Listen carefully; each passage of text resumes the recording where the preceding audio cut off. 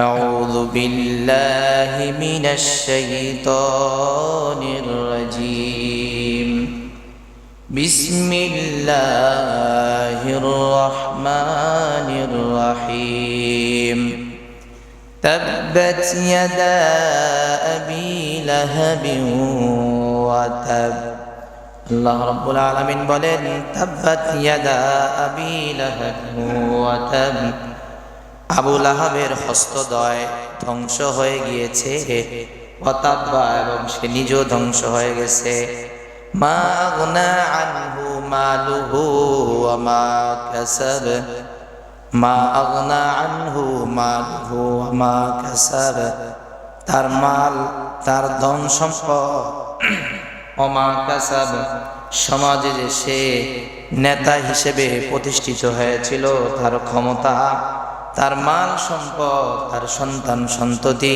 তার ক্ষমতা তাকে আল্লাহর ধ্বংস থেকে বাঁচাতে পারেনি।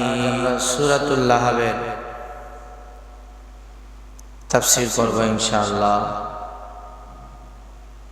আল্লাহ যেন আমাদেরকে এই সূরার তাফসীর থেকে যা আমরা শুনব যেন আমরা পরিপূর্ণ আমল করতে পারি, সেই তৌফিক যেন আল্লাহ আমাদের সবাইকে বলনেওয়ালা শ্রবণ করনেওয়ালা প্রত্যেককে তৌফিক দান করেন, বলেন আমিন। মজলিসের শুরুতেই যে বান্দা আমলের নিয়তে বসবে আল্লাহ তাআলা তার ভিতরে ইলমের নূর ফায়দা করবেন।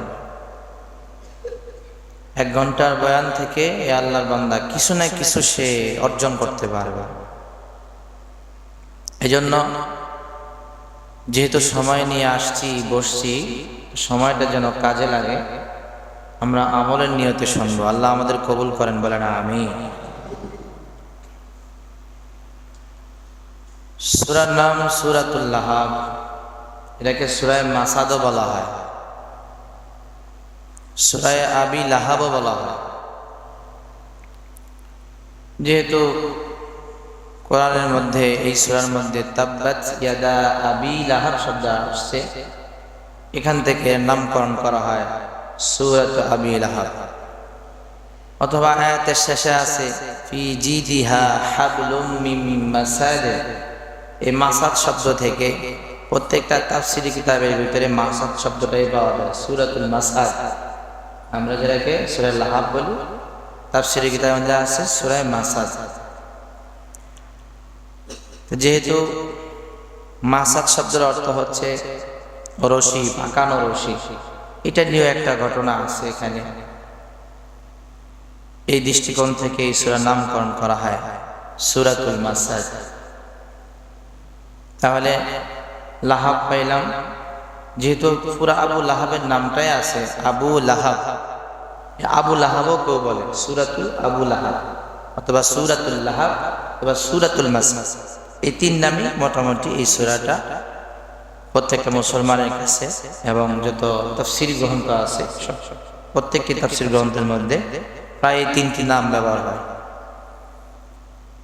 এই সূরা মক্কায় অবতীর্ণ হয়েছে।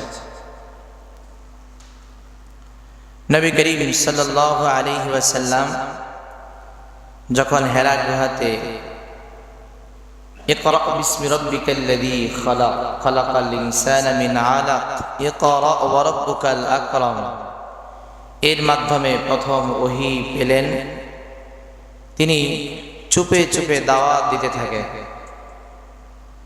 যেহেতু মক্কার পরিস্থিতিটা নবী করিম সাল্লাল্লাহু আলাইহি সাল্লামের অনুকূলে ছিল না, সব কিছুই নবী করিম সাল্লাল্লাহু আলাইহি সাল্লামের বিপরীত ছিল। কারণ তিনি যে তাওহীদের বাণী নিয়ে দাওয়াত দিবেন, পুরো সমাজটাই হচ্ছে পত্তলিকের উপরে প্রতিষ্ঠিত। তারা কাবাঘর তওয়াফ করে, কিন্তু কাবাঘরের মধ্যে 360 মূর্তি রেখে তারপরে পূজা করে, বলে নাউজুবিল্লাহ। এমন একটি হিন্দুত্ববাদী এবং পত্তলিক সমাজে নবী করিম সাল্লাল্লাহু আলাইহি সাল্লাম ওপেনে দাওয়াত দিবেন, প্রাথমিক পর্যায়ে এটা দুষ্কর হবে। এজন্য আল্লাহ তাআলা দাওয়াতকে সাধারণভাবে চুপিসারে আল্লাহ তাআলা বান্দাদের কাছে পৌঁছানোর জন্য বলেন। যখন সাহাবীদের সংখ্যা বাড়ল, কয়েকজন হইলেন। নবী করিম সাল্লাল্লাহু আলাইহি সাল্লামের কাছে কোরআনের আয়াত অবতীর্ণ হল, ওয়া আনযির আশীরাতাকাল আকরাবিন। হে নবী, আপনি আপনার নিকটবর্তী আত্মীয় স্বজনদেরকে আখিরাতের ভীতি প্রদর্শন করা, তাদেরকে আখিরাতের ভয় দেখা। তো এর প্রেক্ষাপটের আগে আমরা সংক্ষেপে বরকতান আমরা এই সূরাটার অর্থটা একবার আমরা পড়ে নিই। আউযু বিল্লাহি মিনাশ শাইতানির রাজীম। বিসমিল্লাহির রহমানির রহিম। তাব্বাত ইয়াদা আবি লাহাবিন ওয়া তাব। আল্লাহ রাব্বুল আলামিন বলেন, তাব্বাত ইয়াদা আবি লাহাব ওয়া তাব। আবু লাহাবের হস্তদ্বয় ধ্বংস হয়ে গিয়েছে, ওয়া তাব্বা, এবং সে নিজেও ধ্বংস হয়ে গেছে। মা আগনা আনহু মালুহু ওয়া মা কাসাব। মা আগনা আনহু মালুহু ওয়া মা কাসাব। তার মাল, তার ধন সম্পদ, ওমা কাসাব, সমাজে যে সে নেতা হিসেবে প্রতিষ্ঠিত হয়েছিল, তার ক্ষমতা, তার মাল সম্পদ, তার সন্তান সন্ততি, তার ক্ষমতা তাকে আল্লাহর ধ্বংস থেকে বাঁচাতে পারেনি। সায়াসলা নারান যাতা লাহাব। অচিরেই সে লিলিহান অগ্নিশিখায় প্রবেশ করবে।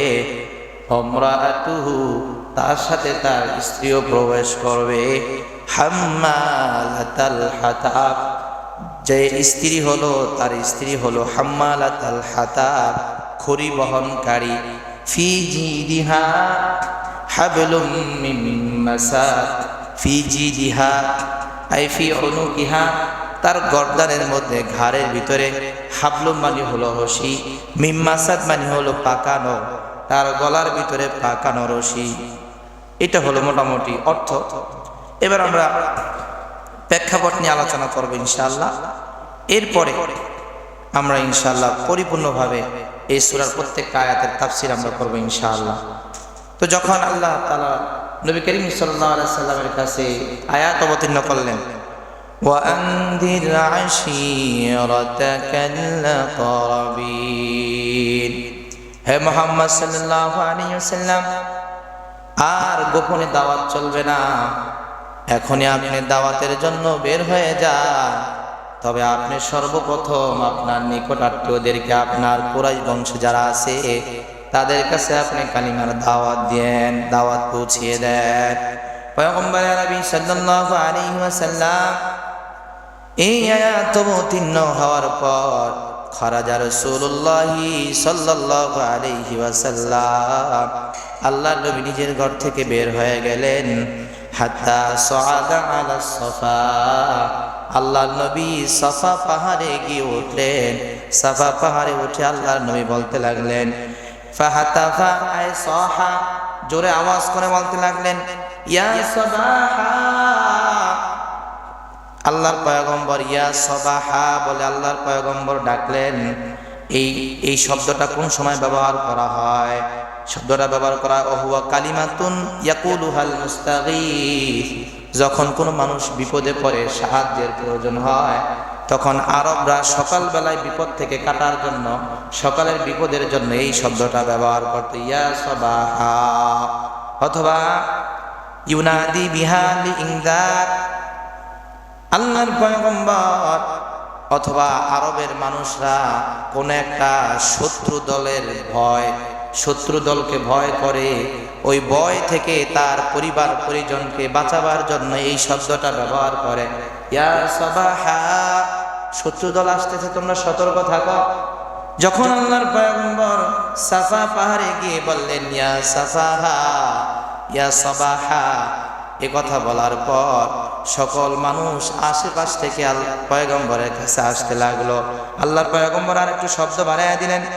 কোন কোন রায়তে আসছে, ইয়া বানি ফির, ইয়া বানি আব্দুল মুত্তালিব, ইয়া বানি লুহাই, এ কুরাইশের ছেলেরা, এই লুহাইয়ের সন্তানেরা, কুরাইশের সন্তানেরা, এভাবে পয়গম্বর গোত্র ধরে ধরে ডাকলেন। ফাজতামাউ ইলাইহি, তখন সব মানুষগুলো পয়গম্বর আরবি সাল্লাল্লাহু আলাইহি সাল্লামের ডাক পেয়ে পয়গম্বরের কাছে জমা হয়ে গেলেন। ফাকালা আরাআইতুম ইন আখবারতুকুম আন্না খায়লান, আল্লাহর পয়গম্বর বললেন, তোমাদেরকে যদি আমি একটি বিষয় খবর দেই, আমি তোমাদেরকে যদি একটি বিষয় বলি যে আন্না খায়লান অর্থাৎ আসকারুন তাখরুজু মিন সাফহিন, আমি যদি তোমাদেরকে বলি যে এই পাহাড়ের উল্টো দিক থেকে একটা শত্রু বাহিনী আক্রমণ করার জন্য আসতেছে, শত্রু দল আসতেছে, অহুয়াল আকুনতুম মুসাদ্দিকিয়া, তোমরা কি আমার কথাটা বিশ্বাস করবা? ক্বালু মা জাররাবনা আলাইকা কিযবা, হে মুহাম্মদ তোমার ব্যাপারে আমাদের তাজরাবা আছে, জাররাবনা আমরা তোমাকে চিনি, ভালো করে তোমাকে জানি, তোমার ব্যাপারে আমাদের কোনো সন্দেহ নাই, তোমার ব্যাপারে আমাদের অভিজ্ঞতা আছে, তাজরাবা আছে মানে অভিজ্ঞতা আছে। পৃথিবীর সব মানুষ মিথ্যা কথা বললেও মুহাম্মদ কোনোদিন মিথ্যা কথা বলবে না। এই কথা বলার পরে যখন মানুষের সাপোর্ট পেলেন পয়গম্বর আরবি সাল্লাল্লাহু আলাইহি সাল্লাম, এবার আল্লাহর পয়গম্বর দ্বীনের কাজ শুরু করলেন। ফাকালা ইন্নী নাযীরুল লাকুম বাইনা ইয়াদাই আযাবিন শাদীদ, শুনে রাখো মক্কার মানুষেরা, শুনে রাখো আব্দে মানাফরা, শুনে রাখো আব্দে মানাফের সন্তানেরা, শুনে রাখো কুরাইশের সন্তানেরা, ফাইন্নী নাযীরুল লাকুম বাইনা ইয়াদাই আযাবিন শাদীদ, আমি তোমাদেরকে একটা কঠিন শাস্তির ভীতি প্রদর্শন করছি। তোমরা যদি এই ভীতি প্রদর্শন থেকে, আমার ভীতি প্রদর্শন থেকে সবক নিয়ে যদি তোমরা লা ইলাহা ইল্লাল্লাহু মুহাম্মাদুর রাসূলুল্লাহ না পড়ো, তাহলে এই কঠিন আযাব থেকে তোমাদের পৃথিবীর কোনো শক্তি বাঁচাতে পারবে না। সুবহানাল্লাহ পড়ে। তোমরা যদি আমার এই ভীতি প্রদর্শন যে আমি করলাম, এই ভীতি তোমরা পাওয়ার পরে যদি আমি তোমাদেরকে যে লা ইলাহা ইল্লাল্লাহ, আল্লাহ ছাড়া কোনো মাবুদ নাই, আমি মুহাম্মাদুর রাসূলুল্লাহ, আল্লাহ আমাকে বার্তা বাহক হিসেবে পাঠিয়েছেন, যদি তোমরা এই একমাত্র আল্লাহ তাআলার ইবাদত না করো, এই 360 মূর্তিকে বাদ দিয়ে যদি একমাত্র আল্লাহর গোলামি না করো, তাহলে যে আযাবের ভয় আমি তোমাদেরকে দেখাচ্ছি, তোমরা এই কঠিন আযাব থেকে বাঁচতে পারবা না। আবু লাহাব তখন নবী করিম সাল্লাল্লাহু আলাইহি ওয়াসাল্লামের কাছেই ছিলেন, পাহাড়ের নিচে ছিলেন নবী সাল্লাল্লাহু আলাইহি ওয়াসাল্লাম পাহাড়ের উপরে, কিন্তু লিডার তো সামনেই ছিলেন। আবু লাহাব বলল, ক্বালা আবু লাহাব তাব্বান লাকা লিহাযা জামাআতানা, হে মুহাম্মদ তুমি ধ্বংস হয়ে যাও, এই জন্যই বুঝি তুমি আমাদেরকে এখানে একত্রিত করেছো। বলেন নাউজুবিল্লাহ। আমার আল্লাহ তাআলা, আমার আল্লাহ পাক রব্বুল আলামিন হাবিবকে দায়িত্ব দিয়েছেন রিসালাতের, কেমন যেন আমার আল্লাহ পাক রব্বুল আলামিন নিজেই বলতেছেন, তোমরা বলো লা ইলাহা ইল্লাল্লাহ মুহাম্মাদুর রাসূলুল্লাহ। যেহেতু আমার আল্লাহ পাক রব্বুল আলামিন নবীকে দাওয়াত দেওয়ার জন্য পাঠিয়েছেন, আর আবু লাহাব নবীকে ধ্বংসের কথা বলল, আল্লাহ সহ্য করতে পারেন নাই, জিবরাইল আমিনকে নিয়া সূরাতুল লাহাব নিয়ে পাঠিয়ে দিলেন, পয়গম্বর আপনি কোনো চিন্তা করবেন না, আল্লাহর দ্বীনের কাজ করতে গিয়ে যে আপনাকে বাধা দিবে, আপনি কখনো ধ্বংস হবেন না, বরঞ্চ সে ধ্বংস হয়ে যাবে। বলেন আল্লাহু আকবার। আল্লাহ তাআলা আবু লাহাবের জন্য ধ্বংসের ওয়াদা করলেন। তাব্বাত ইয়াদা আবি লাহাবি ওয়া তাব, এ আবু লাহাব তুই বলেছিলি আমার পয়গম্বর ধ্বংস হোক, না না, মুহাম্মদ থাকবে, মুহাম্মদের অনুসারীরা থাকবে, ইমানদাররা কিয়ামত পর্যন্ত থাকবে, তোর মতন আবু লাহাব থাকবি না, তোকে আমি চিরদিনের জন্য ধ্বংস করে দিলাম। বলেন আল্লাহু আকবার। আল্লাহ পাক রব্বুল আলামিন আয়াত নাযিল করে তাকে ধ্বংসের খবর দিয়ে দিলেন। আল্লাহ পাক রব্বুল আলামিন, আল্লাহ তাআলা নিজেই তার জন্য বদদোয়া করলেন। এই শানে নুজুল প্রেক্ষাপটের ক্ষেত্রে আরেকটি হাদিস বুখারী শরীফের মধ্যে আসছে, এটাও ইবনে আব্বাস রাদিয়াল্লাহু তাআলা আনহু থেকে বর্ণিত। তিনি বলেন, এই আয়াত যখন অবতীর্ণ হয় যে নবী আপনি আপনার নিকটাত্মীয় যারা আছে তাদেরকে আপনি দ্বীনের দাওয়াত দেন। আল্লাহর পয়গম্বর খরাজা ইলাল বুতহা নামক স্থানে আল্লাহর পয়গম্বর বের হলেন। ফাসাআদা ইলাল জাবাল, আল্লাহর নবী ওই বুতহা নামক স্থানে পাহাড়ের উপরে উঠলেন। ফানাদা ইয়া সাবাহা, আল্লাহর পয়গম্বর তাদেরকে সতর্কবাণী দিয়ে ডাক দিলেন। ফাজতামাআত ইলাইহি কুরাইশুন, কুরাইশের সব মানুষ একত্রিত হয়ে গেল। ফাকালা আরাইতুম ইন হাদাসতুকুম আন্নাল আদুওয়া মুসাব্বিহুকুম আও মুফাসসিহু মুমাসসিহুকুম মা কুনতুম তাসুদ্দুকুনি। হে মানুষেরা শোনো, আমি যদি তোমাদেরকে বলি সকালে অথবা সন্ধ্যা একদল শত্রু বাহিনী তোমাদের উপরে হামলা করবে, তাসুদ্দুকুনি, তোমরা কি আমার এই কথা বিশ্বাস করবা? ক্বালু নাআম, সবাই বলল মুহাম্মদ আমরা তোমাকে এতই বিশ্বাস করি যে তুমি আমাদের একটা ব্যাংকের মতন হয়ে গেছো, তোমার কাছে আমরা টাকা পয়সা জমা রাখি, তোমাকে আমরা বিশ্বস্ত মনে করি, তুমি কখনো মিথ্যা বলতে পারো না। এই জন্য সবাই বলল হ্যাঁ তুমি সত্যই বলেছ।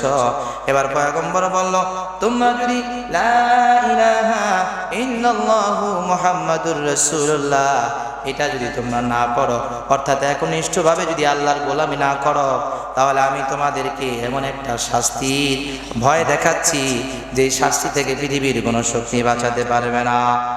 এই ধ্বংস আবু লাহাব, এই নবী বিদ্বেষী এই ব্যক্তি তৎক্ষণাৎ বলে উঠল আলিহাদা জামাতানা, এ মুহাম্মদ তাব্বান লাক আলিহাদা জামাতানা, এই জন্যই বুঝি তুমি আমাদেরকে এখানে একত্রিত করেছো। দেখেন সবাই আলামিন বলছে, সবার কাছে বিশ্বস্ত একজন ব্যক্তি, সবার কাছে মান্যবর একজন ব্যক্তি, সম্মানের পাত্র, যখন তাদের ব্যক্তিগত জায়গায় লাগছে এখন সে বিশ্বস্ত নাই, মিথ্যাবাদী হয়ে গেছে। জোরে বলেন নাউজুবিল্লাহ।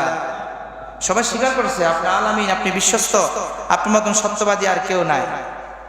এরপর থেকে নবী করিম সাল্লাল্লাহু আলাইহি সাল্লামকে বিভিন্নভাবে তারা আল্লাহর পয়গম্বর নবী সাল্লাল্লাহু আলাইহি সাল্লামকে কষ্ট দিত। আল্লাহ নবী সাল্লাল্লাহু আলাইহি সাল্লামকে বিভিন্ন জায়গায় আল্লাহ নবী যখন দাওয়াত নিয়ে যাইতেন তো আবু জাহেল পিছনে পিছনে যাইত, আবু লাহাব পিছনে পিছনে যাইত, যায় আল্লাহ নবীর দাওয়াত শেষে বলতো যে এই লোক পাগল, এই লোকের কথা তোমরা শুনো না। একটা হাদিস আসছে আন রবিয়াতা ইবনে আব্বাস রাদিয়াল্লাহু তাআলা আনহু قال رأيت رسول الله صلى الله عليه وسلم بسوق ذي المجاز, দিল মাজাজ নামক বাজারে আমি মুহাম্মদুর রাসূলুল্লাহ সাল্লাল্লাহু আলাইহি সাল্লামকে বলতে শুনেছি, ও হুয়া ইয়াকুল, তাকে এই কথা আমি বলতে শুনেছি, তিনি বলতেছেন ইয়া আইয়ুহান নাস কুলু লা ইলাহা ইল্লাল্লাহ তুফলিহু, হে মানুষগণ তোমরা বলো লা ইলাহা ইল্লাল্লাহ, যদি তোমরা এটা স্বীকারোক্তি দিতে পারো তো তোমরা সফল হয়ে যাবে। বলেন সুবহানাল্লাহ। কয়েকবার আল্লাহ নবী এটা বললেন, ওয়ান্নাসু মুজতামিউনা আলাইহি, মানুষ আল্লাহ নবীর কাছে জমা হতে লাগলো। ওয়াইদা রাআহু রাজুলুন আহওয়ালু, একজন ব্যক্তিকে তার পিছনে দেখা গেল। এই সাহাবী বলতেছেন এই লোক বলে উঠলো ইয়াকুলু আন্নাহু সাবিউন কাদ্দাব, খবরদার মানুষ মুহাম্মদের কথা শুনবা না, সে ধর্ম ত্যাগী মিথ্যুক, তার কথা তোমরা শুনবা না। বলেন নাউজুবিল্লাহ।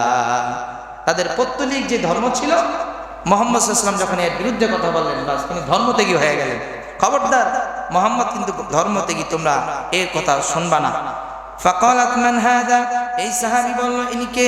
ফাকালু আম্মুহু আবু লাহাব, তার চাচা আবু লাহাব, চাচা হয়ে আপন চাচা, কিন্তু আপন চাচা হয়ে নবী করিম সাল্লাল্লাহু আলাইহি সাল্লামের বিরুদ্ধে কিভাবে সে অনড় ছিল। তো আল্লাহ পাক রব্বুল আলামিন তার ধ্বংসের কথা বললেন।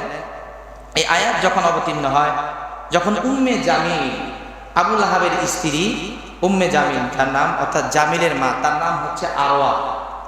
এই আরওয়া আবু লাহাবের স্ত্রী। আবু জাহেল, আবু লাহাব এরা ছিল ওই সময়কার লিডার। তো লিডারদের বড় তো লিডার, ঠিক না, নেত্রী। তো এই আবু লাহাবের স্ত্রী তারও অনেক ক্ষমতা। এক রাওয়াতে আসছে এই আবু লাহাবের স্ত্রী হচ্ছে আবু জাহেলের মেয়ে। তাহলে এক নেতার স্ত্রী আরেক নেতার মেয়ে, পাওয়ারটা দুদিক থেকে। এই সে যখন শুনতে পারল মুহাম্মদ নিজে কবিতা বানায়, তারা তো আল্লাহ আয়াত অবতীর্ণ করছে এটা বিশ্বাস করে না, মুহাম্মদ কবিতা বানায় আমাদেরকে বেইজ্জতি করেছে, মুহাম্মদ আজকে মুহাম্মদের 12টা বাজায় ছাড়বো, এটা বলেই এই দাম্ভিক নারী তার ঘর থেকে বের হলো। তো এই কথাটা যদি আমরা এভাবে বলি, আল্লাহ তাআলা আবু লাহাবের ধ্বংসের কথা বলছেন। তো তার ধ্বংসটা প্রথম তার স্ত্রী দিয়ে শুরু হয়েছে, এরপরে সন্তান, ঘটনা বলবো ইনশাআল্লাহ, এরপরে আবু লাহাব। তো স্ত্রী দিয়া ধ্বংস শুরু হয়। এই দাম্ভিক নারী বের হয়ে গেল ঘর থেকে, এক হাতে একটা পাথর নিয়ে বের হয়ে গেল। পাথর নিয়ে বের হয়ে আর মুহাম্মদকে খুঁজতেছে, মানুষকে জিজ্ঞেস করে মুহাম্মদ কোথায় আছে, আমাকে তার পরিচয় দাও। কোথায় আছে তার খবর দাও, সে আমার বিরুদ্ধে কথা বলেছে, আমাদেরকে সে বেইজ্জতি করেছে, আজকে তার মুখকে আমি পাথর মেরে থেতলিয়ে দিব। বলেন নাউজুবিল্লাহ। কত বড় গোস্তাই কথা, হাদিস মধ্যে আসছে, বালাগানি আন্না সাহিবাকা ইয়াহজুনি আল্লাহু লা ওয়াজাদতুহু লা যারাবতু বিহাদাল ফিহরি ফাহু। যদি আমি মুহাম্মদকে পাই তাহলে তার গালে আমি পাথর মারবো, আঘাত করতে থাকবো। বলেন নাউজুবিল্লাহ। এক পর্যায়ে খুঁজতে খুঁজতে সারা দিন পাড়ি দিয়ে যখন সূর্য যখন অস্তমিত যাবে, এমন সময় আবু বকরকে দেখতে পেল খানায় কাবার সামনে বসে আছে। আবু লাহাবের স্ত্রী বলল, আবু বকর, তোমার সাথী কই, তোমার বন্ধু কই? তোমার বন্ধুরা এত পাওয়ার দিছে কে? হ্যাঁ, আমাদের বিরুদ্ধে কথা বলে, আমাকে চিনে? আমার পাওয়ার দুইটা, আমি এক লিডারের স্ত্রী, আরেক লিডারের কন্যা। মোহাম্মদ আমাকে চিনে? এত বড় সাহস! মোহাম্মদ মনে করছে মোহাম্মদ আমার বিয়াই, এই জন্য মোহাম্মদকে আমি ছেড়ে দিব, সে আমাদের বিরুদ্ধে কথা বলবে। নবী করিম সাল্লাল্লাহু আলাইহি ওয়াসাল্লামের 2 মেয়েকে বিবাহ করেছিল আবু লাহাবের 2 সন্তান, বলবো ইনশাআল্লাহ। তাই বলে মোহাম্মদ যে কোনো সময় যে কোনো মুহূর্তে আমাদের বিরুদ্ধাচরণ করবে, আর মোহাম্মদকে আমরা ছেড়ে দিব, এটা হতে পারে না। মোহাম্মদ কোথায় বলো? এখন আবু বকর দেখতেছে যে নবী করিম সাল্লাল্লাহু আলাইহি ওয়াসাল্লাম আবু বকরের পাশে। তো আবু বকর বলতেছে, ইয়া রাসূলুল্লাহ, আপনি একটু সরে দাঁড়ান, মহিলা মানুষ কোনো সমস্যা হয়েছে এই জন্য দেখতেছে না, যদি দেখে লাগে তো আপনাকে আঘাত করবো। আবু বকর বলতেছে, ক্বালা আবু বকর তানাহাইতা লা তুযিকা ইয়া রাসূলুল্লাহ, ও আল্লাহর পয়গম্বর, আপনি একটু সরে দাঁড়ান, আপনি সরে দাঁড়াইলে সে আপনাকে কষ্ট দিতে পারবে না। ফাকালা রাসূলুল্লাহ সাল্লাল্লাহু আলাইহি ওয়াসাল্লাম আন্নাহু সায়ুহালু বাইনি ওয়া বাইনাহা। আবু বকর, চিন্তা করবা না, তার মাঝে আর আমার মাঝে আল্লাহ একটা পর্দা ফেলে দিবেন। বলেন আল্লাহু আকবার। এখন আবু বকরকে বলতেছে, তোমার সাথী কই? এখন আবু বকর তো হাও না কইলে মিথ্যা হয়ে যাবে, হাও কইতে পারতেছে না, নবী পাশে বসে আঘাত করে ফেলবে। এখন না বললে তো মিথ্যা কথা হয়ে যাবে। বলতেছে, যেহেতু এটা সোহে দেখে না, তা আমি আর বইলা লাভ কি, চুপ করে বসে রয়েছে। এটা যেহেতু সোহে দেখে না, আমি বইলা লাভ কি, চুপ করে বসে রয়েছে। একদম বকাচকা করছে আল্লাহ নবীরে, বইকা এখান থেকে চলে যায়। চলে যাওয়ার পরে আবু বকর জিজ্ঞেস করলেন, ইয়া রাসূলুল্লাহ, আমি দেখতেছি যে আপনার আমার পাশে বসা, সে আপনাকে দেখতে পায় না। কারণ আল্লাহর পয়গম্বর বললেন, শোনো আবু বকর, যখন আমি সূরা ইয়াসিন পড়লাম, আমার আল্লাহ পাক রব্বুল আলামিনের ওয়াদা, মুমিন যখন কোরআন তেলাওয়াত করে, মুমিনের মাঝে আর কাফেরের মাঝে হিজাবাম মাসতুরা, আল্লাহ তাআলা একটা কুদরতি পর্দা দিয়ে দেন, কাফেররা মুমিনকে ওই সময় দেখতে পায় না। বলেন আল্লাহু আকবার। আল্লাহর নবী কোরআন তেলাওয়াত করতেছিলেন, এই কোরআন তেলাওয়াতের কারণে কুদরতি পর্দা পড়ে গেছে, যার কারণে আবু লাহাবের স্ত্রী দেখতে পায় না। আল্লাহু আকবার বলেন। কাফের মুশরিকরা যতই ষড়যন্ত্র করে না কেন, যারা আল্লাহর বার্তা নিয়ে আসছে জমিনে, তাদেরকে আল্লাহ তাআলা হেফাজত করবেন। কথা বলেন ঠিক কি না? প্রিয় ভাইরা আমার, এখন একজনের কন্যা আরেকজনের স্ত্রী, এমন বড় একজন লিডারের স্ত্রী, আবার একজন লিডারের কন্যা, সেই মোহাম্মদকে না পায়া সে অনেক রাত, তার গলার ভিতরে আপনার সবসময় একটা রশি থাকতো। এই রশিতে বিভিন্ন জায়গায়, আগের জমানায় তো মানুষ নেওয়ার জন্য মানে বিভিন্ন গাড়ি ঘোড়া ছিল না, ইত্যাদি ছিল না, তার গলায় কিছু মাল সামানা থাকতো, এই পাশে রশি থাকতো, এখানে কিছু ঝুলিয়ে রাখতো, পিছনে পানির মস্ক ঝুলিয়ে রাখতো, এইভাবে ছিল। তো এই মহিলা রাগান্বিত অবস্থায়, দাও হাতে ছিল তার, এই দাও নিয়ে চলে গেছে খড়ি কাটতে গেছে। আর সে সবসময় খড়ি কাটার সময় কিছু কাঁটাযুক্ত কিছু গাছ নিয়ে আসতো, যেটার ভিতরে কাঁটা আছে। তো নবী করিম সাল্লাল্লাহু আলাইহি ওয়াসাল্লামকে মাঝে মধ্যে অনেক সময় আল্লাহ নবী সাল্লাল্লাহু আলাইহি ওয়াসাল্লামের ঘরের পাশেই ছিল আবু লাহাবের ঘর, এবং মসজিদ পার হইতে, মসজিদে যাইতে, কাবা ঘরে যাইতে আবু লাহাবের বাড়ি পড়তো, নবীর বাড়ির পরে, এবং কাবা ঘরের আগে ছিল আবু লাহাবের বাড়ি। তো এই মহিলা কি করতো, কাঁটাকে এভাবে প্রতিদিন রাতের বেলা কাঁটাকে পুঁতে রাখতো মাটির মধ্যে। আল্লাহ নবী সাল্লাল্লাহু আলাইহি ওয়াসাল্লাম যখন পায়ের ভিতরে কাঁটা লাগতো, উহা বলতেন, আর আবু লাহাবের স্ত্রী উম্মে জামিল হাসতো। আল্লাহর পয়গম্বর কাঁদতেন, ইয়া আল্লাহ, এই মহিলা আমাকে কষ্ট দিতেছে, আমার কোনো কষ্ট নাই, আমি কষ্ট পাইলাম, দিনের জন্য কষ্ট, কোনো আমার চিন্তা নাই, তারপর আল্লাহ মনকে বুঝাইতে পারি না, নিজের আপন চাচি হয়ে কিভাবে আমার সাথে এমনটা করে। আমার আল্লাহ বলেন, হাবিব চিন্তা করবেন না, এই নারীকে আমি দুনিয়াতে এমন বেইজ্জতির মৃত্যু দিব, যা পৃথিবীর মানুষের কাছে ইতিহাস হয়ে থাকবে। বলেন আল্লাহু আকবার। তো নবী করিম সাল্লাল্লাহু আলাইহি ওয়াসাল্লামকে না পায় দাও হাতে নিয়ে চলে যায় খড়ি কাটতে। তো আজকে রাগের ঠেলা, আগে মনে করেন এক কোবে দুই কোবে কাটতো একটা ডাল, আজকে এক কোবে রাখতো বেশি। কথা কি বুঝতে পারছেন? একটাই কাটা লেগে আছে, মোহাম্মদের পায় না। তো এভাবে সে কাটতে কাটতে অনেক মাথা গরম ছিল, তো নিজের সাধ্যের বাহিরে কিছু ডালপাল কেটে ফেলছে। এখন এটাকে বোঝা, সে আটি বাঁধছে, বাঁধার পরে নিজে একা এটাকে উঠাইতে পারতেছেন। দেখেন তার কিভাবে মৃত্যু হয়, ধ্বংস কিভাবে হয়। এখন শয়তান তাকে বুদ্ধি দিল, তুমি এত কষ্ট করে কাটছো, এগুলো রেখে যাইবা, তুমি একটা কাজ করো, তোমার সামনে যে পাথর আছে এই পাথরের উপরে তোমার এগুলো উঠাও। উঠানোর পরে তুমি যখন পাথরের উপরে রাখবা, তোমার মাথাটাকে যখন নিচের দিকে ঝুঁকাইবা, এরপরে হাত দিয়ে আস্তে তুমি যখন এটাকে গরম দিবা, তোমার কাঁধে যখন এটা উঠবে, তখন তুমি সহজে আস্তে আস্তে এটাকে বহন করে নিয়ে যেতে পারবা। তো এই নারী, শয়তান যখন তাকে বুদ্ধি দিল, সে একটা পাথরের উপরে উঠাইল। ওই পাথরটা হলো তার ডানে বামে দুইটা পাথর পিছনে রাখছে, সে আঠিটা যে বোঝাটা সে বাঁধলো, সামনে আবার আরেকটা পাথর। বুঝতে পারছেন কিভাবে বোঝাবো বলেন তো? এটা মানে কারণ দুইটা পিলার, এই দুইটা পিলারের মাঝখানে সে দাঁড়াইছে, পিছনে আরেকটা পাথরের উপরে সে এই আঠিটা রাখছে বা বোঝাটা রাখছে, সামনে আবার আরেকটা পাথর আছে, এমন চিপার ভিতরে নিয়ে আল্লাহ ওর দাঁড়া করাইছে।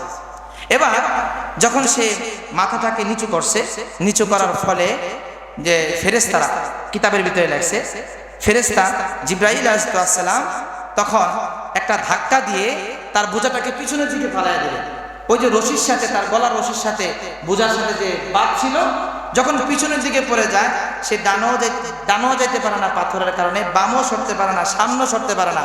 এখন যখন পিছনের দিকে যখন তার বোঝাটা পড়ে গেল, রশিস যখন তার গলায় বাঁধা, এটার সাথে, এটাকে হরকা গিট্টুও বলে, এক ধরনের গিট্টু আছে, যত টানবো এটা তত টাইট হয়, এমন একটা গিট্টু। তো এখন বোঝাটা যখন পিছনের দিকে পড়ে গেল, অটোমেটিক সে কোনো দিকেই লড়তে পারে না, তার মাথাটা এদিকে উপর দিকে হয়ে গেল, বোঝার চাপে সে আর শ্বাসরুদ্ধ হয়ে মারা যায়। সবাই নেত্রীর স্ত্রী খুঁজতেছে, নেত্রীর স্ত্রী পাইতেছে না। ব্যাপারটা কি? রাত্র হয়ে গেল গভীর, খুঁজতে খুঁজতে খুঁজতে করে জঙ্গলের ভিতরে পাইল, লিডারের কাছে খবর দিল, লিডার এই অবস্থা, আর কিছু না রে, তাব্বাত ইয়াদা আবি লাহাবি ওয়া তাব। ওই যে মুহাম্মদ বদদুয়া করছে। আল্লাহু আকবার বলেন, জোরে বলেন আল্লাহু আকবার। ইসলাম বিদ্বেষীদের এভাবেই করুণ মৃত্যু হয়েছে, হবে। এরপরে এই মহিলা এবং আবু লাহাব বলল, দুই সন্তান বলেন, ফারাক্তা ইবনাতাকা, তোর মেয়েকে আমি আজ থেকে আমার থেকে বিচ্ছিন্ন করে দিলাম। এই কথা বলে এই নরপিশাচ আল্লাহর পয়গম্বরের দিকে তেড়ে গেল। ফাশাক্কা কামিসান নবী সাল্লাল্লাহু আলাইহি ওয়াসাল্লাম, এক পর্যায়ে আল্লাহর নবীর জামাটা ছিঁড়ে ফেললো। আল্লাহ নবীর চোখ দিয়ে পানি বের হয়ে গেল, আর আল্লাহর কাছে কেঁদে কেঁদে বলে, হে আল্লাহ, এই জালেম আমার কন্যা সন্তানকে আমার চোখের সামনে তালাক দিল, আমার কষ্ট হয় নাই। আয় আল্লাহ, সে আমার জামা ছিঁড়েছে, আমি কষ্ট পাই নাই, কিন্তু সে আমার সামনে এসে তোমাকে বলতেছে আল্লাহর আল্লাহ মানি না, তোমাকে বেইজ্জতি করেছে। আল্লাহ রব্বে কারীম, আমি তোমার কাছে একটা বদদুয়া করি, আসআলুল্লাহ আইয়ুসাল্লিতা আলাইকা কালবাহু, আল্লাহ তোমার কুকুরগুলোর মধ্য থেকে একটা কুকুর তার উপরে তুমি লেলিয়ে দাও, যেন তোমার কুকুরের কামড় খেয়ে সে মারা যায়। বলেন আল্লাহু আকবার। মুহাম্মদুর রাসূলুল্লাহর দোয়া করতে দেরি, কবুল হইতে দেরি। আল্লাহ নবী যখন বদদুয়া দিলেন, এবার আবু লাহাবের কাছে খবর গেল, তারা ইতিমধ্যেই অখরাজা নাহওয়া শাম তাজিরান, ব্যবসার উদ্দেশ্যে শামের দিকে যাবে। আবু লাহাব চিন্তা করলো, মুহাম্মাদের গুল্লি মিস হতে পারে, মুহাম্মাদের দোয়া মিস হবে না, আমার সন্তানের ব্যাপারে যেহেতু বদদুয়া করছে এটা তো কবুল হয়ে গেছে। এই জন্য 10-12 জনকে রেডি করছে, তোরা এর পাহারা দিবি, লিডারের সন্তান, এর পাহারা দিয়া তোরা শাম দেশ পর্যন্ত নিয়ে যাবি, এই দেশে রাখবি না, ওখানে গেলে বাঁচা যেতে পারে, সেখানে আমার ব্যবসায়ী অনেক কিছুই আছে, আমার অর্থ সম্পদ আছে, আমার সন্তান বাঁচবে, তোরা একে খেয়াল করে রাখা, কোনো রকম ভাবে তাকে শাম দেশে পৌঁছে দিবি। তারা সবাই রওনা হয়ে গেল। ফাখরাজা ফি তিজারাতিন মিন কুরাইশিন হাত্তা নাযালু বিমাকানি ইয়াকালু লাহু যারকা। তারা যখন মক্কা থেকে বের হয়ে শাম দেশে রওনা হলো, মাঝখানে একদিন রাত্রি যাপনের জন্য একটা স্থানে তারা অবতরণ করে, নাম হলো জারকা নামক স্থান। লাইলান ফাআতাফা বিহিমুল আসাদ। তো হঠাৎ করে তার যে 10-12 জন বডিগার্ড আছে, কোনো কারণে তো মানুষ একটু সরে না, ওই 10 জন একটু আড়ালে গেছে। এমন সময় এই ওতাইবা দেখতেছে যে পাহাড়ের এক কোণে থেকে একটা বাঘ আমার দিকে তাকায় রয়েছে। আল্লাহু আকবার বলেন। তো নবী করিম দোয়া করছে যে তোরে আল্লাহর কুকুরের মধ্যে থেকে একটা কুকুর খাক, যেহেতু বাঘ চাইছে সে একটু মানে নিরাপদ, এটা তো কুকুর না, এটা তো বাঘ, আমরা কিছু করবো না, যেহেতু কুকুর নাম ধরে দোয়া করছে। কিন্তু বলদে জানে না কুকুরের একটা গুণ আর বাঘের একটা গুণ মিল আছে। ওই সময় কুকুর মানে বাঘ উদ্দেশ্য করছে। কুকুর যেরকম উঁচা জায়গা পাইলে, নারিকেল গাছের মুড়া আর ওই যে কি কয় উঁচা জায়গা পাইলে হয়েছে, কুকুরে পাগলি দেবে সব করে দেয়। আর বাঘের বলে নিয়ম, আমি তো দেখি না, কিতাবের ভিতরে পাইলাম বাঘও বলে এক পাগলি দিয়ে পেশাব করে। তো এই দুইটার সাথে মিল আছে, এই জন্য নবী করিম সাল্লাল্লাহু আলাইহি ওয়াসাল্লাম বাঘ না বলে কুকুর বলছেন। এবং এটার ভিতরেও তিনি একজন তো যুদ্ধ পরিচালনা এবং সেনাপতি ছিলেন, এটার ভিতরে কোনো হেকমত আছে। তো নবী করিম সাল্লাল্লাহু আলাইহি ওয়াসাল্লাম মূলত বাঘের কথাই বলছেন। সে মনে করছে যে নবী তো কুকুরের কথা বলছেন, এটা তো বাঘ, এটা আমাকে আক্রমণ করবে না। এক পর্যায়ে হঠাৎ করে তার বন্ধু বান্ধব যখন তার কাছ থেকে চলে যায়, এবার তার দিকে তেরে আসতেছে বাঘটা, আর ওতাইবাই বলে আহারে আর কিছুই না, মুহাম্মাদের দোয়া মনে হয় কবুল হয়ে গেছে, আমার ধ্বংস এখানে। এভাবে সে বুকে থাপড়াচ্ছে। এমন সময় এই বাঘটা এসে ফাকাদাহু দাগবাতান ফাকাতালাহু, তার উপরে আক্রমণ করলো। আক্রমণ করে তার মাথাটা তার বডি থেকে আলাদা করে দেয়। জোরে বলেন আল্লাহু আকবার। যারা শাতিমে রাসূল, নবীর বিরুদ্ধে কথা বলে, নবীর ইজ্জতের আঘাত করে, মোবাইলের ভিতরে আমরা পেয়েছেন এক পুলিশ কর্মকর্তা নবীর বিরুদ্ধে কথা বলেছে, বলছে কি বলছে না, এই দুনিয়াতে তোমাদের বিচার হবেই তো হবে ইনশাআল্লাহ, মুসলমানদের হাতে তোমাদের এমন নরকীয় মুসলমানরা তোমাদের হত্যা করবে ইনশাআল্লাহ, জমিনে তোদের গোশতের টুকরা পাওয়া যায় না। কথা বলেন ঠিক কিনা? মুহাম্মদুর রাসূলুল্লাহ যাকে না বানাইলে আসমান জমিন কিছুই বানাইতেন না, রহমাতুল লিল আলামিন যাকে বলা হয়েছে, সে রহমাতুল লিল আলামিনের বিরুদ্ধাচরণ যে করবে, দুনিয়ার আলো বাতাস পাওয়ার ক্ষমতা তার নাই। কথা বলেন ঠিক কিনা? যার জন্য আজকে আমরা এত কিছু ভোগ করতেছি, যার প্রেম ভালোবাসা আমার আল্লাহ পাক রব্বুল আলামিন মুগ্ধ হয়ে রহমাতুল লিল আলামিন বানাইছেন, তার বিরুদ্ধাচরণ করা হচ্ছে। আমি আমাদের যারা রাষ্ট্র পরিচালনা করে তাদেরকে বলবো ইনশাআল্লাহ, আমি এখান থেকে বলতেছি, আমার আওয়াজ কতটুকু যায় সেটা আল্লাহ জানেন, আমার কাজ হচ্ছে বলা, এই দেশের শান্তি এবং শৃঙ্খলা বজায় রাখার জন্য সংসদে আইন করতে হবে। যারা নবীর বিরুদ্ধে কথা বলবে, মান সাব্বা নাবিয়ান ফাকতুলু, যারা নবীর বিরুদ্ধে কথা বলবে তাদেরকে হত্যা করতে হবে। কথা বলেন ঠিক কিনা? যদি এই আইন বাস্তবায়ন করতে পারেন ইনশাআল্লাহ এই দেশে শান্তি আসবে। এবং আপনারাও শান্তি চান, এই দেশ সুন্দরভাবে চলবে, আপনারা চান। যদি এই শান্তিকামী আপনারা হয়ে থাকেন, তাকে দ্রুত গ্রেফতার করে আইনের আওতায় এনে প্রকাশ্যে উম্মতে মুহাম্মদের সামনে তাকে ফাঁসির কাস্টে ঝুলায়া উম্মতে মুহাম্মদের অন্তরের ভিতরে শান্তি আনতে হবে। কথা বলেন ঠিক কিনা? এটা আমাদের মুসলমানদের প্রাণের দাবি, কারণ মুহাম্মদুর রাসূলুল্লাহর জন্য আমরা আমাদের জীবন বিলিয়ে দিতে পারি। পারি কি পারি না বলেন? প্রয়োজনে জীবন দিব, নিজের শেষ শক্তিটুকু দিয়ে হলো মুহাম্মদুর রাসূলুল্লাহর ইজ্জত আমরা সমুন্নত রাখবো ইনশাআল্লাহ। প্রিয় ভাইরা আমার, এই যে সূরা আবু লাহাব এবং তার পরিবারের ধ্বংস, একমাত্র ধ্বংসের কারণ হচ্ছে সে নবী করিম সাল্লাল্লাহু আলাইহি সাল্লামের বিরুদ্ধাচরণ করেছিল, আল্লাহ নবী সাল্লাল্লাহু আলাইহি সাল্লামকে জায়গায় জায়গায় অপমান করেছিল। আল্লাহ নবীর অপমান সহ্য করতে পারে না। আল্লাহু আকবার বলেন। তিনি আল্লাহ তাআলা নবীকে ভালোবাসেন, কি পরিমাণ ভালোবাসেন। ওয়ারাফা'না লাকা যিকরাক, মুহাম্মদ সাল্লাল্লাহু আলাইহি সাল্লাম আপনি দ্বীনের জন্য যে কষ্ট করেছেন, আপনার নাম, আপনার সুখ্যাতি কিয়ামত পর্যন্ত, এমনকি আমি হাসরের ময়দানে আপনার সম্মান আমি বড় করে দেব। আল্লাহু আকবার বলেন। এমন একজন নবী আল্লাহ তাআলা আমাদেরকে দান করছেন। এজন্য প্রিয় ভাইরা আমার, নবী করিম সাল্লাল্লাহু আলাইহি সাল্লামের বিরুদ্ধে যারা যে সময়, অনেক সময় হতে পারে ইস্যু পরিবর্তন করার জন্য এগুলা করে থাকে, আমরা কোনো ইস্যু বুঝি না। নবী করিম সাল্লাল্লাহু আলাইহি সাল্লামের বিরুদ্ধাচরণ যে করবে তাকে গ্রেফতার করতে হবে, এটা আমাদের দাবি। কথা বলেন ঠিক কিনা? এটাই মুসলমানদের দাবি। এজন্য আমরা দাবি জানাচ্ছি তাকে গ্রেফতার করে দৃষ্টান্তমূলক শাস্তি দেওয়া। আল্লাহ তাআলা তাদেরকে তৌফিক দান করেন, বলেন আমিন। এবার আমরা আয়াতের তাফসীর করব ইনশাআল্লাহ। তাব্বাত ইয়াদা আবি লাহাবিন ওয়া তাব, এবং আসল যে বড় লিডার হ্যাঁ ধ্বংসটা আমরা হয়ে গেছে। এবার আমরা শুনবো ইনশাআল্লাহ। আল্লাহ পাক রব্বুল আলামিন যখন এই সূরাটা নাজিল করলেন, এই সূরাটা নাজিল করার পরে মুসলমানরা নবী করিম সাল্লাল্লাহু আলাইহি ওয়াসাল্লামের কাছে বলেন, ইয়া রাসূলুল্লাহ, আমরা কি গোপন রাখবো ইসলাম নাকি আমরা ওপেন করব? বলে না, গোপন রাখার কোনো সুযোগ নাই, ইসলামকে ওপেন করতে থাকো। আল্লাহু আকবার বলেন। ইসলাম সেখান থেকে যে ওপেনে দাওয়াত দেওয়া শুরু হয়, আমাদের পর্যন্ত দাওয়াত আসছে, কিয়ামত পর্যন্ত দাওয়াত পৌঁছবে। বলেন আল্লাহু আকবার। আল্লাহ পাক রব্বুল আলামিন প্রথমে বললেন তাব্বাত ইয়াদা আবি লাহাব। তাব্বাত শব্দটা হচ্ছে আপনার মাজির সিগা, ফেলে মাজি। এখন আবু লাহাব ধ্বংস হয় নাই, কিন্তু আল্লাহ তাআলা ইস্তেকবাল বা মুস্তাকবিলের শব্দ ব্যবহার করা দরকার ছিল, ভবিষ্যৎকালীন, কিন্তু মাজির শব্দ আল্লাহ তাআলা ব্যবহার করছেন, অতীতকালীন শব্দ। এর কারণ হচ্ছে যে আবু লাহাব নবীর বিরুদ্ধাচরণ করেছে, তার ধ্বংসটা এত অনিবার্য, এত সত্য যে এর ভিতরে কোনো সন্দেহ নাই। এই জন্য ধ্বংস যেহেতু সে নিজে হবেই, এই জন্য আল্লাহ কেমন যেন বলে ফেলছেন ধ্বংস হয়েই গেছে। আল্লাহু আকবার বলেন। তাব্বাত ইয়াদা আবি লাহাবিন ওয়া তাব। এবার আসেন কোন রিওয়ায়াতের মধ্যে আছে আবু লাহাব নবী করিম সাল্লাল্লাহু আলাইহি ওয়াসাল্লাম যখন দ্বীনের দাওয়াত দিলেন, আবু লাহাব একটা পাথর হাতে নিয়ে পয়গম্বরের দিকে মারার জন্য উদ্বুদ্ধ হলেন। তো আল্লাহ যেহেতু তার ধ্বংসের আয়াত অবতীর্ণ করলেন, তো বলতেন তাব্বাত ইয়াদ, মানে একটা হাতের কথা বললেই তো হইতো, আল্লাহ দুই হাতের কথা কেন বললেন? বলে মানুষ এক হাত দেয়া, ওই যে মনে করেন স্বাভাবিক আপনি মনে করেন বল করতেছেন, এক হাতে বল থাকে, কিন্তু এই বল মারার জন্য আরেক হাতের শক্তি লাগে কি লাগে না? লাগে না। এক হাত দিয়ে সব কিছু হয় না, এক হাত ব্যবহার হইলো আরেক হাতের সাহায্য প্রয়োজন হয় কি হয় না? তো কেমন যেন সে দুনো হাত দিয়ে পয়গম্বরকে পাথর মারার জন্য সে উদ্বুদ্ধ হইলেন, দুনো হাতেই পাথর লইলেন। এই জন্য আল্লাহ পাক রব্বুল আলামিন তাব্বাত ইয়াদা আবি লাহাব, আবি লাহাবের দুই হাত ধ্বংস হোক। এই জুমলাটা হচ্ছে, এই বাক্যটা হচ্ছে দোয়া। ওয়াতাব্বা এটা বললে আর ওয়াতাব্বা লাগে না, একই অর্থ, ধ্বংসের অর্থ, কিন্তু প্রথমটা হচ্ছে বদদোয়া করলেন, ওয়াতাব্বা এটা হচ্ছে খবর, অর্থাৎ আল্লাহ পাক রব্বুল আলামিন বিশ্ববাসীকে খবর জানিয়ে দিলেন আমার মুহাম্মদুর রাসূলুল্লাহকে যারা বকা দিবে, যারা গালি দিবে, আমি আল্লাহ পাক রব্বুল আলামিন সুনিশ্চিত তাদেরকে ধ্বংস করেই দিয়েছি। আল্লাহু আকবার বলেন। তাব্বাত ইয়াদা মানে ধ্বংস হওয়া, এরপরে আর তাব্বা বলা শব্দ লাগে না। তাব্বাত ইয়াদা আবি লাহাবি ওয়া তাব্বা, ওয়া তাব্বা শব্দ বলা লাগে না। কেন বলছেন? আল্লাহ পাক রব্বুল আলামিন বিশ্ববাসীকে জানায় দিলেন খবরদার আবু লাহাবের মতন চরিত্র নিয়ে কেউ কখনো মুহাম্মদুর রাসূলুল্লাহ চরিত্রের উপরে কলম ধরবা না, মুহাম্মদের চরিত্র নিয়ে কথা বলবা না।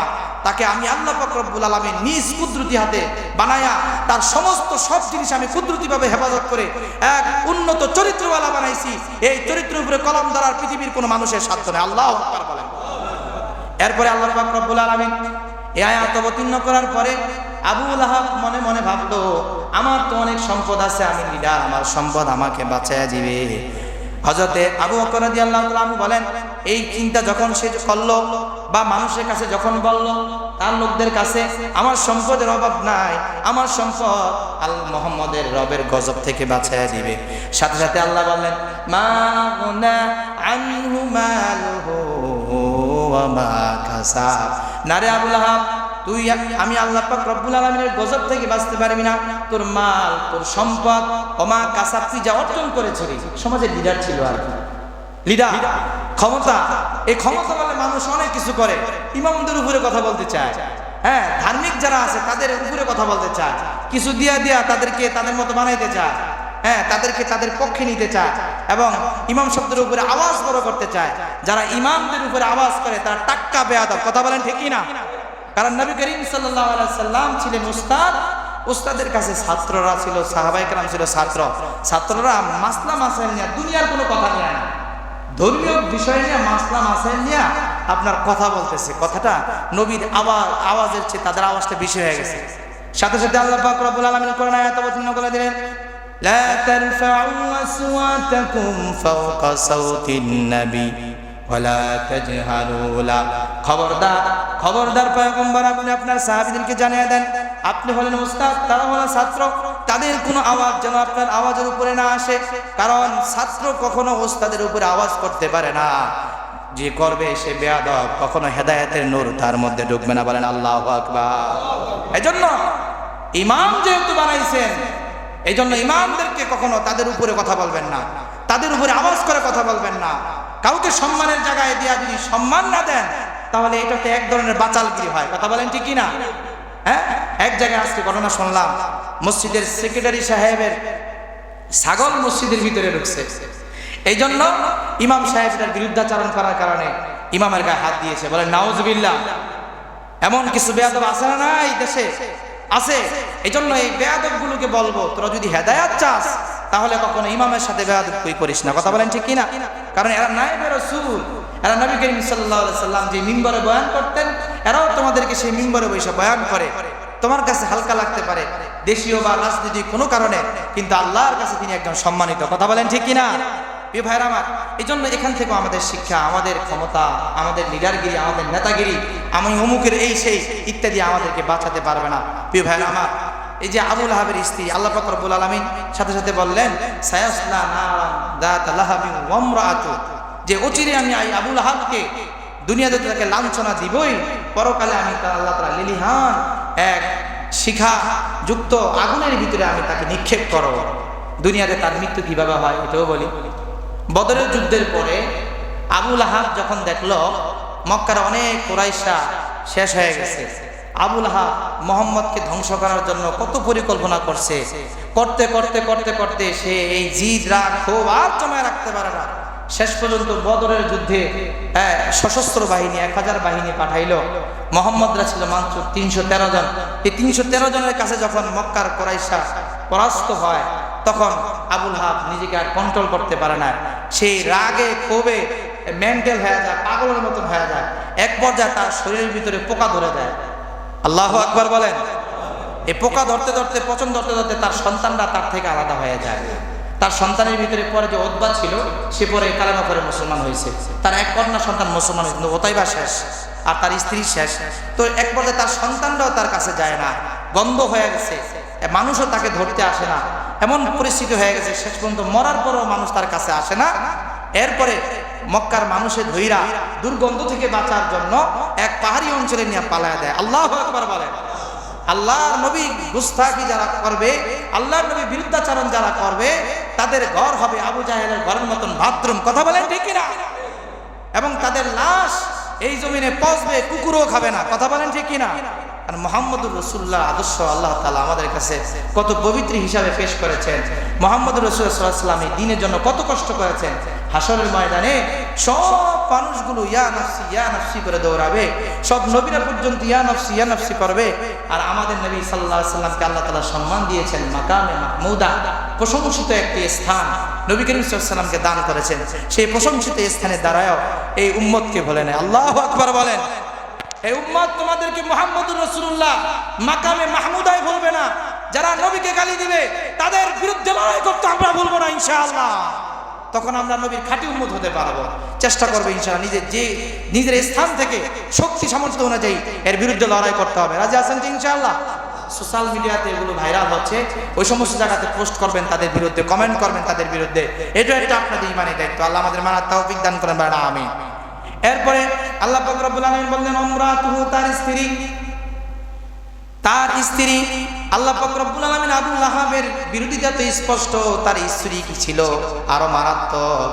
কারণ ঘরের স্ত্রী যদি কর্তা হয়, ওই ঘরের সব কিছুই ধ্বংস। কথা বলেন ঠিক কিনা? আশেপাশে দেখবেন যত মানুষ ধ্বংস, এই ধ্বংসের কারণ হলো নারী কর্তা। কথা বলেন ঠিক কিনা? স্বামীর কাছে চোখ যা করছে তাই শুনতে হবে, আছে না নাই? এই আবু লাহাবের স্ত্রী উম্মে জামিল ছিল এরকম। সে তার স্বামীকে বলছে তুমি যা বলি তাই মানতে হবে, মুহাম্মদের সাথে কোনো দিক থেকে আমাদের কোনো সম্পর্ক রাখা যাবে না। এই স্ত্রী কথায় উদ্বুদ্ধ হয়ে সে এই সব অপকর্মগুলো করছে। শেষ পর্যন্ত সব কিছু ধ্বংস হয়ে গেছে। এই জন্য আল্লাহ পাক রব্বুল আলামিন তাকে চিরস্থায়ী জাহান্নামী বানায় দিয়েছেন। বলেন আল্লাহু আকবার। প্রিয় ভাইরা আমার, নারী হোক পুরুষ হোক, যারা মুহাম্মদুর রাসূলুল্লাহর বিরুদ্ধাচরণ করবে, যারা মুহাম্মদুর রাসূলুল্লাহর বিরুদ্ধে কলম ধরবে, তাদের এই জমিনে থাকার কোনো অধিকার। মুহাম্মদুর রাসূলুল্লাহ সাল্লাল্লাহু আলাইহি ওয়াসাল্লাম সাহাবায়ে কেরাম কি পরিমাণ ভালোবাসতেন আল্লাহ নবী সাল্লাল্লাহু আলাইহি ওয়াসাল্লামকে। আল্লাহ নবী সাল্লাল্লাহু আলাইহি ওয়াসাল্লাম জন্য কিভাবে জীবনকে উৎসর্গ করছেন। এক সাহাবী আল্লাহ নবী সাল্লাল্লাহু আলাইহি ওয়াসাল্লামকে বলতেছেন ইয়া রাসূলুল্লাহ, আপনি বদরের যুদ্ধে চিন্তা করতেছেন, আপনি চিন্তা করতেছেন যে আপনার আশেপাশে মনে হয় আমরা থাকবো না। না ইয়া রাসূলুল্লাহ, আপনার ডানে, আপনার বামে, আপনার সামনে, আপনার পিছনে সর্বদিক থেকে আক্রমণ আসবে। আমরা শরীর পেতে আক্রমণ আমরা আমাদের শরীরে নেব, আপনার গায়ে তীরবিদ্ধ হতে দিব না। আল্লাহু আকবার বলেন। সাহাবায়ে কেরামের মতন ভালোবাসা শিখেন, তখন দেখবেন নবী প্রেম আপনার অন্তরে ভিতরে আসবে। নবী করিম সাল্লাল্লাহু আলাইহি ওয়াসাল্লামের ব্যাপারে আল্লাহ বলছেন রাহমাতুল লিল আলামিন, তিনি আমাদের জন্য রহমত। এই রহমতের নবীকে নিয়ে যদি গালি দেয়, যদি আমরা কথা না বলি, তাহলে আমরাও হাসরের ময়দানের জবাব দিতে হবে। এজন্য প্রিয় ভাই আমার, নবী করিম সাল্লাল্লাহু আলাইহি ওয়াসাল্লামের বিরুদ্ধাচরণ যারা করবে তাদের বিরুদ্ধে অনড় থাকতে হবে। এই সূরা আবু লাহাবটার উল্লেখযোগ্য কোনো ফজিলত হাদিসের কিতাবে উল্লেখ পাওয়া যায় না। তবে একটা দুর্বল হাদিসের ভিতরে আসছে, যারা এই সূরা লাহাবটা তেলাওয়াত করবে, আল্লাহ পাক রব্বুল আলামিন তার শত্রুর ক্ষমতা থেকে, শত্রুর প্রভাব থেকে আল্লাহ তাআলা তাকে হেফাজত করবেন। বলেন সুবহানাল্লাহ। একজন আলেম বলেছেন, এবং সে নিজে এটাকে আমল করছেন, যদি আপনার বিরুদ্ধাচরণ কেউ করে, কোনোভাবেই তাকে আপনি কন্ট্রোল করতে পারছেন না, তখন যদি আপনি আগে পরে দুরূদ শরীফ পড়ে এই সূরা লাহাবটা তার দিকে ইঙ্গিত করে করে পড়েন, আবু লাহাব যেভাবে ধ্বংস হয়েছে, সে যদি সত্যিকারই আপনার বিরুদ্ধাচরণ করে থাকে নাহকভাবে, অন্যায়ভাবে, তাহলে সে আস্তে আস্তে ধ্বংস হয়ে যাবে। আল্লাহু আকবার বলে। এই জন্য ইনশাআল্লাহ আমরা আমাদের শত্রু মোকাবেলার জন্য আমরা এই আয়াতটা পড়তে পারি বা এই সূরাটা আমরা পড়তে পারি।